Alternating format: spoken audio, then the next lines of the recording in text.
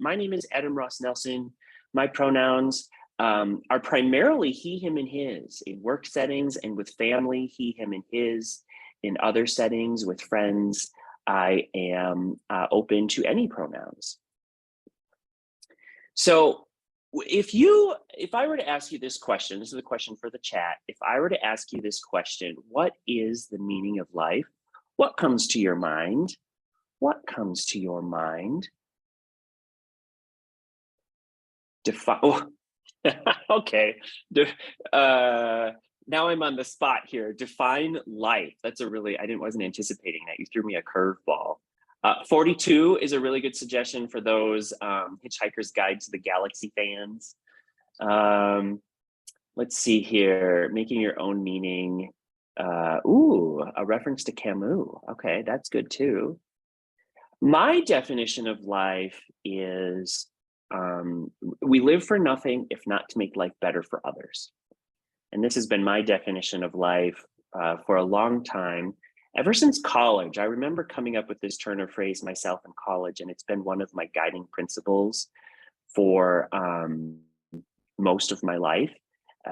And this principle and this sentiment is one of the things that motivated me to develop a lot of these career resources and then also become a career coach myself. And also, in a more practical sense, today's presentation, quick wins for transitioning into data science or quick wins for expediting your career transition, is inspired by this book here. Ooh, why are my drawings? Oh, I don't have access to the drawings. So this book here on the far right, 10 Quick Wins to Expedite Your Career Transition. This presentation is largely based on that book. I have 3 other booklets. There's about 88 pages between these 3 booklets, and you can get them yourselves here at this website, coaching.adamrousnelson.com/free booklet. There's a booklet on salary negotiation, thoughts, ideas, and strategies, common LinkedIn mistakes, and how to fix them. And then, of course, 10 quick wins. So if you're wondering a little bit about the inspiration, my meaning of life thoughts and this particular book are the inspiration for today. Today's ideas are going to be for folks in roughly 2 categories. Folks who have been working on the transition for a while and maybe have not had as much progress as they wanted, or maybe have had a break from working on the transition and need to get started again. Or also folks who are looking to get started, haven't had a chance to get started, and need some help just getting the ball rolling. So these are ideas that are going to help, broadly speaking, folks in those 2 categories. And we have 3 sort of buckets of ideas. The first one is strengthening existing connections, job searching, and then also refreshing social media. And I'll go into more depth for each of these. And I have 3 to 4 specific tactics for each of these buckets. 3 to 4 specific tactics for each of these buckets. The other thing I want to say up front is a little bit of a disclaimer: manage expectations. None of these ideas alone, and probably, to be fair, none of these ideas even collectively, if you went out and did each 10 of these ideas, it's not going to necessarily lead you to a job. But these ideas, in concert with other more traditional and standard job search strategies, are going to help you, right? So these ideas aren't going to get you a job alone, but they're going to help you. The other disclaimer I have relates to this very delicious looking buffet or dining table. When you go to a buffet, and I need someone to help me out in the chat, at least one person in the chat to answer this rhetorical question. When you go to a buffet, do you take a little bit of everything? Or do you take just the things that you are most interested in? Do you have everything at the entire buffet, or just the things you're interested in?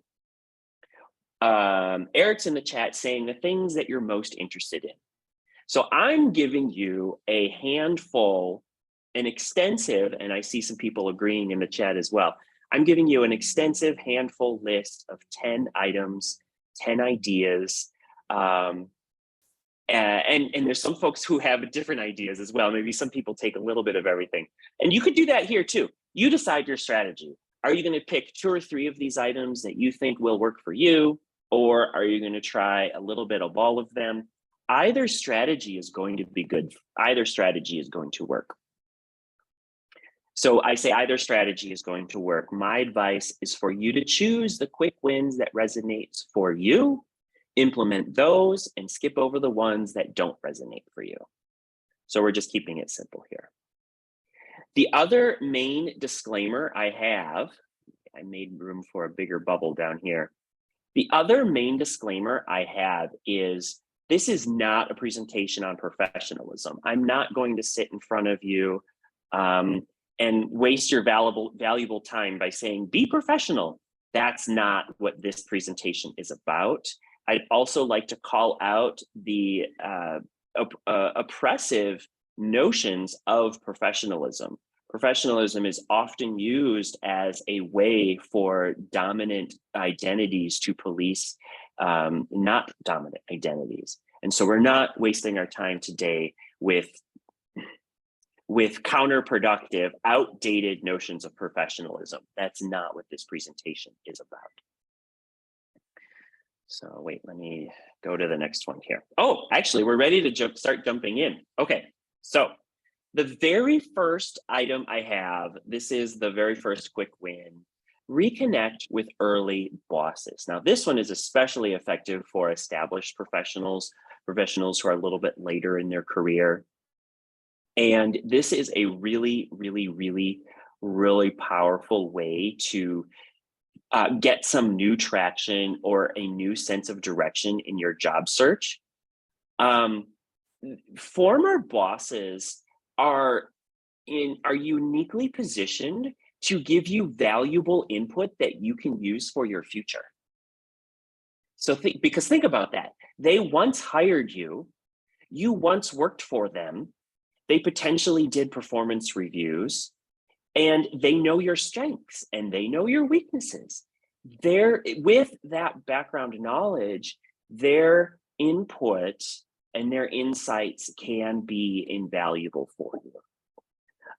So if you're looking for something specific to say, I say do this by email, social media, LinkedIn, Facebook, whatever, text message, just say, hey boss, I hope all is well for you and the old crowd lately. I've lost touch with some. How does this go? I have some career related news. I'm thankful for the career and advice that you've given me in the past. I always counted you as someone in my corner. My plan is to aim for work as a data scientist. If you see or hear about any opportunities, will you shoot me a note about it? Will you shoot me a note about it? And it's just that simple, right? Connect with former bosses. And again, for folks who are seasoned professionals, 10, 15, 20 years ago, folks from 10, 15 or 20 years ago can still offer you valuable input. They cared about your professional development and your growth and your success at one point, and chances are they still care on some level as well. And at a minimum, former supervisor, you need them as references, right? At a minimum, you want former supervisors as references. But reconnecting with earlier bosses is also an opportunity to get them to be involved in participating in your job search in new ways. So specifically, if they see opportunities, they might be able to shoot you a note about it. And again, they're going to know your strengths and weaknesses. So they're going to be able to maybe think about opportunities, or if they see an opportunity that fits you well, they can send it your way. And if they see an opportunity, but they don't think it fits you well, they won't send it your way. And then of course you won't be wasting your time on it. So let's see here. Previous opportunities. So actually, before I get to that, previous supervisors are well positioned to help you connect the dots They may see opportunities that be able to connect you with new supervisors through a professional introduction. Also do this with other folks in your life, former classmates from college, former coworkers, former supervisees. If you've been a supervisor or manager in the past, reconnect with former supervisees. Always be open, transparent, and honest. If you are reconnecting for the purposes of helping your job search, just say that. Don't try to hide the ball. Just say, hey, I'm reaching out because I'm doing this job search and I'd like you to know about that. And if you happen to see a position that you think I might be good at, send it my way. Be open, honest, and transparent about that. Don't hide the ball. If you hide the ball, it could backfire, or at the very least, it just might be ineffective, right? The person you're reaching out to might think, oh, that's interesting, and then not feel the purpose behind your outreach, and they might not respond in the productive way that you're hoping for. So keep that in mind. So that's reconnecting with early bosses, and that's the first one in this category of strengthen existing connections. The next one is tell your friends and family. And let me just say this again, tell your friends and family. Tell your friends and family about the job search. Okay, this one is difficult because a lot of people are reluctant to do this. In my experience, many people are reluctant to do this. And I think there's a variety of reasons for that. I've put a lot of thought into this. One of the reasons that I think folks hold back on this conversation is that there's a fear that telling friends and family you're planning a major transition or transitioning even into something like data science, there's a fear that it'll send the wrong messages or the wrong signals. The fear is that it'll send a message that you're unhappy about your current work or that you have some form of dissatisfaction where you are in your career. And maybe that's true, but that doesn't have to be the main signal that conveys here. And this gets especially tricky and dicey because maybe your friends and family have helped you in your career. They've helped you reach where you've been in your career. And to say, ugh, now I'm not happy here gets a little tricky. It can maybe feel that. However, here's the situation. Actually, telling friends and family about your career change does not imply dissatisfaction or happiness. It does the opposite.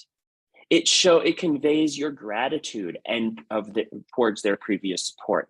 And at the very least, it gives you an opportunity to convey that gratitude for their help and support and their patience and their love and their guidance. It also conveys your willingness and your interest to grow, right? And that's, of course, like people want to be around others who are interested in and willing to grow more as professionals. So telling friends and family about the transition is important. And this is really important. Take a look at this. Oh, okay, so here's an example of how you might tell your friends and family you're thinking about the transition.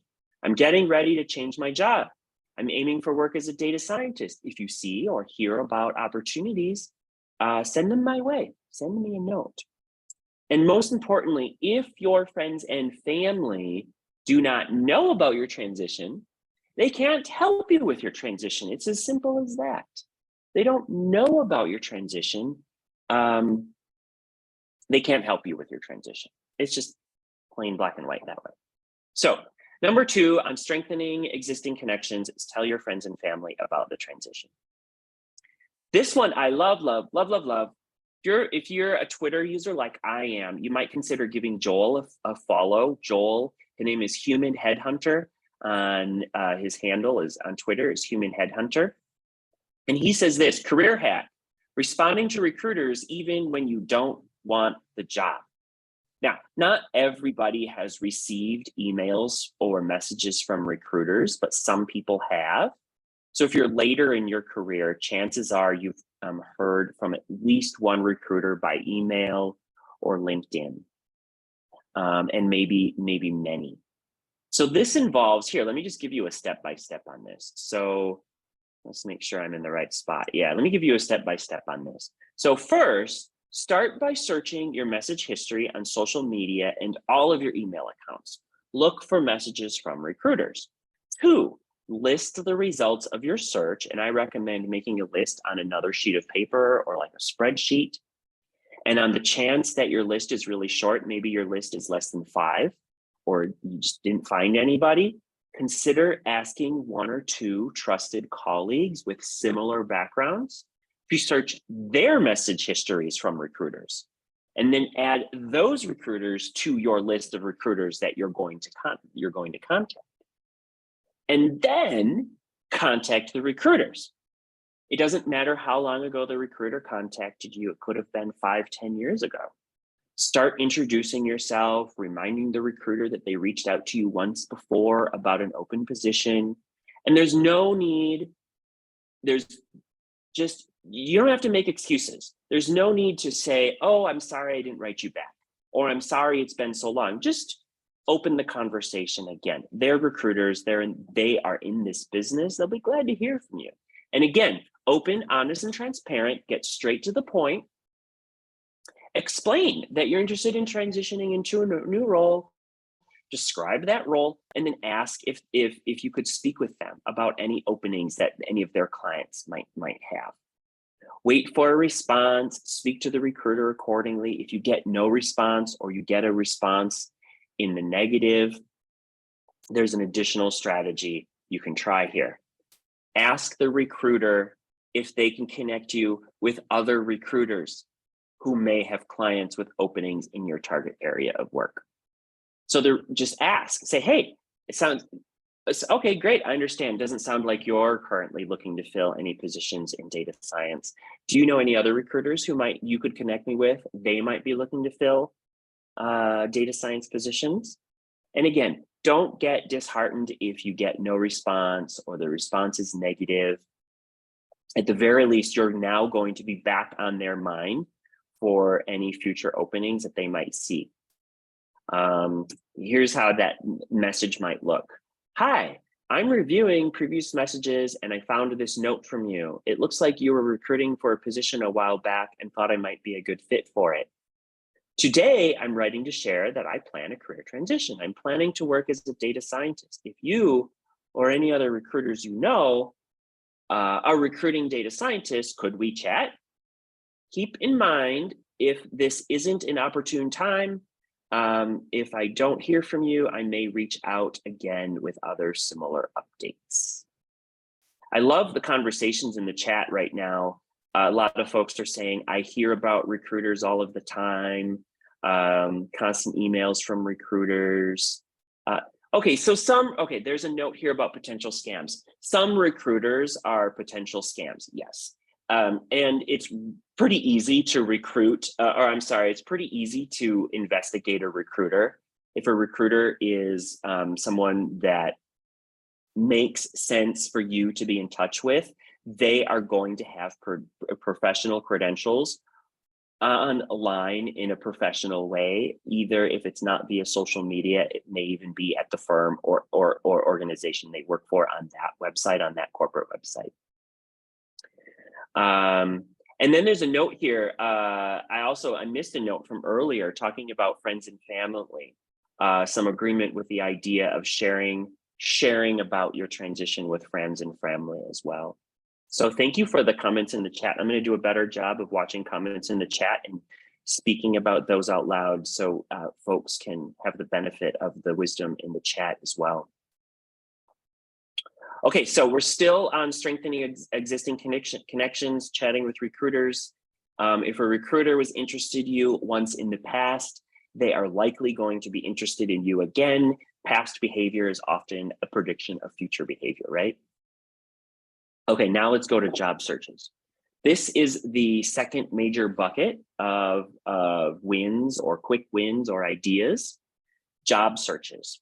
If you are currently employed, search your company's job board. If you're currently employed, search your company's job board Find an opportunity that just looks interesting. It doesn't have to be an opportunity that you'd be interested in. In fact, you probably don't want it to be an opportunity that you're interested in, and share that information online. And here's an example of a friend of mine named Sebastian who shared an opportunity recently related to a position at a company that he works for. And this is just a really good way to warm up your social media. Okay, let me talk about social media for a moment, because in a moment, I actually have an entire section on social media. So I'm just going to preview some of my thoughts on social media here in this section. So a lot of folks think social media or think heavy use of social media is about personal branding. And a lot of individuals, including myself for a long time, were shy about the notion of building a personal brand. And you hear this cliche advice that personal branding is the new resume. And a lot of that's true, and to an extent, and a lot of that's valuable. But if you're like me, who was shy about building a personal brand for a very long time, and maybe you still are, take personal branding off the table and just consider this. Consider how valuable it might be for you to have a ready-to-go online resource of folks who have benefited from knowing you. And so these are your connections on social media. Maybe you're sharing a job post like this on occasion, and then one or two of those people maybe think, oh, that's useful to me. I might be interested in that job. Maybe you even follow up with those people in a way and you chat with them. So because they've benefited from knowing you, now maybe they're also willing to help you out. So that's what this is about. And just as I say, it's important for you to be open, honest, and transparent as you're communicating with people about your job search. Let me be open, honest, and transparent about this one. Is this one a little bit opportunistic? Yeah, it is. This one is a little bit opportunistic. Is it self-serving? Also, yes, it is self-serving. But that's okay, because to an extent, folks expect this type of behavior, right? Folks expect the give and take associated with job searches, career development, and career advances. I really like the idea of posting a job opportunity as a quick win for sort of expediting your transition or your job search, because it requires very little effort. You can do this in under 10 minutes. I also recommend, see if you can't make contact with the hiring manager before you post the job, and then say, hey, hiring manager, I'd like to post this job that you're hiring for. And then get the hiring manager's feedback on that, and then ask the hiring manager if you could tag them, if they'd be willing to have you, or amenable to having you tag them. If they say yes, tag them. Summarize, don't just post the job, summarize the position. So you can, as you click the see more here, and I can't do that because of the screen capture, click the see more here. Sebastian spent some time writing about the job, writing about the role, writing about the organization. And this part's crucial. If anybody reaches out to you asking you about the job, make sure you respond. If they ask a question you do not know, you feel you do not know the answers to, be honest about that. Offer to try to find the answer, and then pass it back along. If you can't find the answer, see if you can't point the person who's asking you in the right direction. In other words, don't be a dead end. Don't be a dead end. Louisa in the chat shared a couple links. Yeah, so take a look at those if you haven't seen those links in the chat. More to say on, okay, so that's posting a job opportunity. Here's another one. Actually, here's a question for the chat. In the chat, tell me, have you ever hired a career coach or resume writer or similar? Have you ever hired a career coach, resume writer, or similar? And I will go, I've hired multiple, actually. I've hired multiple career coaches over the years.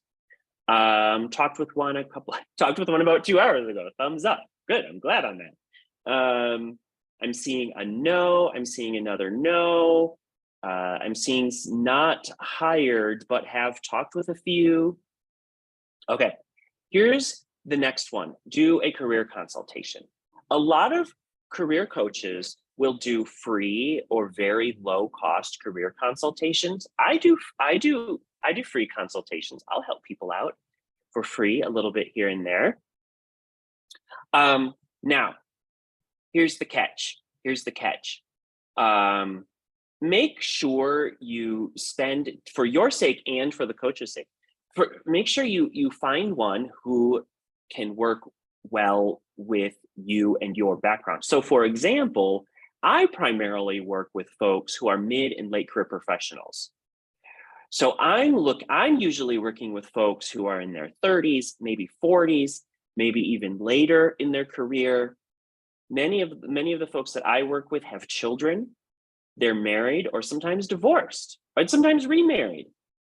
Folks who have had experience in one other field, at least one other field, usually besides data science. So find a career coach or two that you think you might connect well with. They might connect well with you. See if they offer a free or a low-cost consultation, and then do the consultation. Make a list of questions before you go into the consultation. Consider some of the following questions as starting points. So here's some ideas. What is your history as a career coach? How did you decide to help others with their careers? What type of professionals, career transitions, or industries or other facets constitute your specialties? How did you find or choose your specialty? What rates do you charge? That's not allowed. That's not off that question's not taboo. Career coaches who work professionally as career coaches don't hide the fact that they charge for their services. So feel free to ask, what rates do you charge? I put my rates right on my website. And in fact, I also have, you know what, let me put this link in the chat. I have sort of a buyer's guide. Let me see if I can find it. Oh no, my buyer's guide disappeared. Nope, there it is. I have my buyer's guide. So this is a buyer's guide on looking for a career coach. And I say it's how to avoid scammy resume and career services and data science. So there's a little bit of a clickbaity title there. That's marketing for you. But consider reading that buyer's guide if you're interested in this bit of advice. Doing a free career consultation. Next, job searching. This one is, I love this one. This one is also free. Attend a job webinar.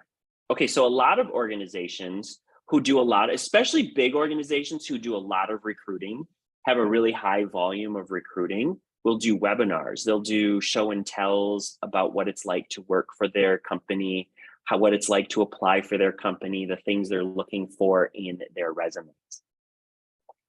So I'm about to drop a series of links in the chat, and actually all of these links are in the, oh, I just copied the whole PDF. I didn't mean to do that. I don't know how I did that. I didn't even know that was a feature.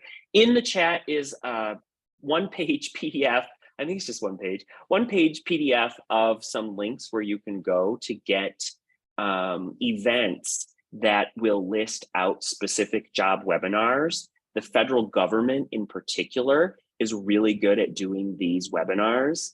And even if you don't want to apply at the federal government, these webinars run by the federal government are a very rich source of information, and they're free. You can do them online. You can do them anytime. You can do them on your lunch. You can do them in your evening. You can have the webinar on in the background while you're folding your laundry. I do a lot of webinars myself that way. I'll be folding my laundry or cooking dinner while I have a webinar on. So attend a job webinar is the advice there. I think that's it for job searching. Okay, now let's move into refreshing your social media. Again, if you're shy about social media, like I once was, consider the opportunity to have a ready-to-go resource of people who've benefited from knowing you. That's what this is about. Maybe actually in the chat, tell me, have you ever tried to leave social media or taken a break from it? I'd be interested in the chat if anybody's ever tried to leave social media or taken a break from it.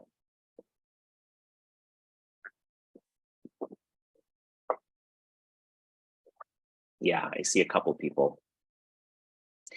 I left Facebook for a very long time once, probably in my late 20s. This was my late 20s, I think. Late 20s, early 30s. I lived in North Carolina and I left Facebook for a really long time. Here's the strange thing that happened when I left Facebook. So back then, Facebook events were a really big deal for among friends and family. You were just having like a potluck, you would do a Facebook event for friends and family. That's not so much the case anymore. But I was missing out on those events. And in my text message history, if I pull up my phone here, in my text message history, I still have my text messages go back. I'm a pack rat. I'm a hoarder. I save things for years. So I literally have text messages from 10, 11, 12 years ago. And I can go back and find screen captures where friends who wanted to invite me to a Facebook event couldn't invite me to a Facebook event because I wasn't on Facebook. So they would screen capture the event information and then text it to me. So long story short, I eventually went back to Facebook and LinkedIn and Twitter. I have not really gone into Twitter or TikTok or Instagram. So if you're looking for me on Instagram or TikTok, as of January of 2023, if you're looking at the recording of this presentation, as of January of 2023, I wasn't there. So yeah. We a lot of us have mixed feelings about social media, but it can be a really good resource and a really good place for you to go. So let social media bring things to you that are more relevant in your transition. And the first piece of advice is to connect folks within your target industry and your roles. So how do you do that? So I recommend making a little bit of a worksheet here. Make a spreadsheet, list out the network name, GitHub, LinkedIn, Twitter, Facebook, Instagram, TikTok, others. What's your existing connections count? What is your estimated connections count with the proportion of folks in your target industry? And to make this list and keep track of this over time. Revisit this in 2 months or 5 months or 12 months, something like that, whatever the interval is that feels right to you. Miriam in the chat is talking about how GitHub is important. Don't overlook GitHub on this process. And you can actually, GitHub is social. You can connect with people, follow people, etc. So use use GitHub for this as well. Connect with people in your target industry. And once again, why do you connect with people in your target industry? When you connect with people in your target industry, that's going to bring things to you that are more relevant for you and your job search transition. Okay, we have, I think, 3 more, and then we'll maybe move to a Q&A if there is Q&A, or we'll wrap up depending on how things look. The next one is update your images on social media. So here's the analogy that I use. Would you go to a job interview in your undergarments? I'm going to put that in the chat. Would you go to a job interview in your undergarments? The answer is no. Obviously, you wouldn't go to a job interview in your undergarments. So leaving the default image banners on social media is a little bit like just leaving your basic undergarments out there for the world. Oh, I see somebody saying in a perfect world, you might go to thank you so much for the levity. I appreciate that. Say in the perfect world, you might actually go in your undergarments or your pajamas. Okay, I will grant you that. I will grant you that. Generally, the advice is don't go to a job interview in your undergarments or your job or your pajamas. So the same goes for social media. Don't have the default images. take time to build a nice image. You can do this so easily nowadays on Canva. By the way, anybody know who Ada Lovelace is? This, you get bragging rights. I have no prize for you, but if you know who Ada Lovelace is, you get bragging rights. I see at least one person saying yes. Let me see if anybody else has Ada Lovelace. A few other people saying, I see one person saying, hell yeah. Okay, a lot of people, we're gonna take a quick side trip. A lot of people will point to folks like Tukey in the mid 1900s as, again, white men, as the founders of data scientists or data science as a field. No, wrong. If you go back 100 years, actually more than 100 years before those folks, and to a woman named Ada Lovelace, she, in my view, was probably the first data scientist, if not the first data scientist. Read about her on Wikipedia if you are looking for some career inspiration, 1000%. Here's an example of how a well designed, well thought, well presented social media image would look for you. So if you are, I have a list of specific, I have some specific advice for what this image might look like. So the first best option might be a photo of you that's showing you doing work. And looks like here is Mark Johnson, and here's Mark Johnson too. Here is Mark Johnson doing some work in some sort of work meeting with some other folks from the office. A second option could be just you in your workplace or you solo next to corporate signage. That's a really good option. Just go out to your parking lot sign or your building sign or your elevator sign, have someone take a nice photo of you standing next to that sign, make that into the image banner. A third option could be you engaging in professional development. Here's Mark Johnson, potentially maybe this is a professional development meeting. A fourth option is to use stock imagery, and that's what I have here for Ada. So Ada has some stock imagery here. I recommend you can go to Unsplash or Canva for that. And a fifth option is to hire an artist who will prepare a background for you. And my clients, I actually do this for you. I have a done for you service that will redo your social media banners for you. So a good career coach is probably going to get you covered on this. And you don't have to do it yourself. All right, next one is revise your about sections. So for example, switch pages to my other notes here. For example, when you're looking to revise your about sections on LinkedIn, you're going to click on the pencil icon, you're going to click on the bio and the about section. And this is the section where you should highlight your accomplishments. I say, do not be shy. Again, do not be shy. If you have extensive public-facing work products, use this as a section to link out to those. Maybe there's a profile of you on your corporate website, link out to that. So let me give you some more specific advice on this. Use this space. Don't leave it blank. Leaving this space blank is a huge mistake, because it is searchable by recruiters. If you were scratching your head a little bit earlier when I said chat with recruiters, and you were scratching your head because you haven't heard from recruiters, it might be because you haven't used this space in a way that will attract recruiters. So make sure that this space includes keywords associated with you and your aspired for roles. Use this space to highlight your accomplishments. Again, do not be shy. Avoid writing about your aspirations in this space. I recommend writing about what you have done and what you do now. What you have done and what you do now. There's a debate. Do you write in first person or third person? In other words, do you say, Adam is a data scientist and a career coach. He has worked for multiple organizations across the country. Or do you say, I am a data scientist and a career coach. I have worked for multiple organizations across the country. So the first example was third person. The second example was first person. You got to decide what feels best for you. My recommendation is to use first person. I recommend using first person, but a lot of people will prefer third person.